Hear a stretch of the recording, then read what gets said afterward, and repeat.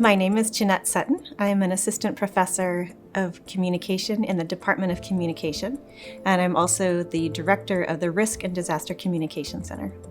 I really got involved in disaster research, which is my area of study now, because of 9/11. I recall getting a phone call from friends saying, turn on your TV. And then pretty quickly thereafter, I got a message from the chair of our department, Dennis Maletti, who also ran the Natural Hazard Center. And he said, if any sociologists or other scholars on campus are interested in doing research in response to the terrorist attacks, come and see me. And so I showed up with a number of other grad students and faculty members, and he said, put together a proposal because we're sending teams into the field as soon as it's safe. And so as a graduate student, I launched into research on disasters in my second year with very little field experience, but I learned it on the go. Prior to that, we studied natural disasters like tornadoes and hurricanes, flooding, tsunami, wildfire, nuclear events like 3 Mile Island, train crashes, train derailments where chemicals are spilled. But once 9/11 happened, the whole field really opened up. Prior to 9/11, FEMA was its own department, and when 9/11 happened, it got absorbed into the Department of Homeland Security, and that really changed the nature and the shape of disaster response as well as disaster research.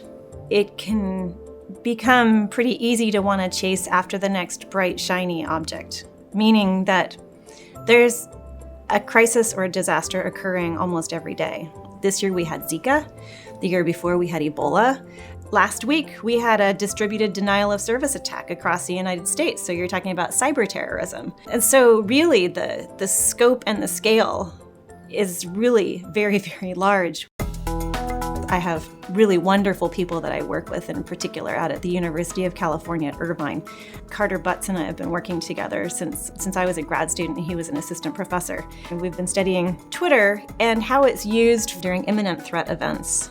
We got our first National Science Foundation grant in 2010. And so we've been doing that now for 6 years, collecting millions and millions of tweets. And we've analyzed 5 cases, events that have occurred, and the content and the networked communication around those events. We've been able to identify the key features of messages that will increase the likelihood members of the public who are looking at those messages will pass them on.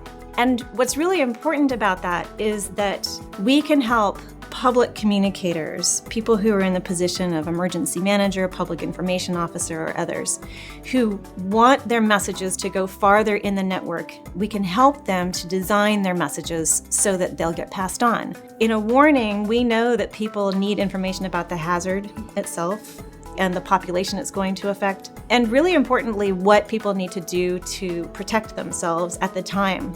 A lot of the messages that we see often include that kind of information, but then they also include other things. Sometimes people will include a link as well, which you would think would be a great way to give additional information. But what we found is that when a link is included, it decreases the likelihood that someone will pass it on, which says something about people's willingness to get an entire message in 140 characters.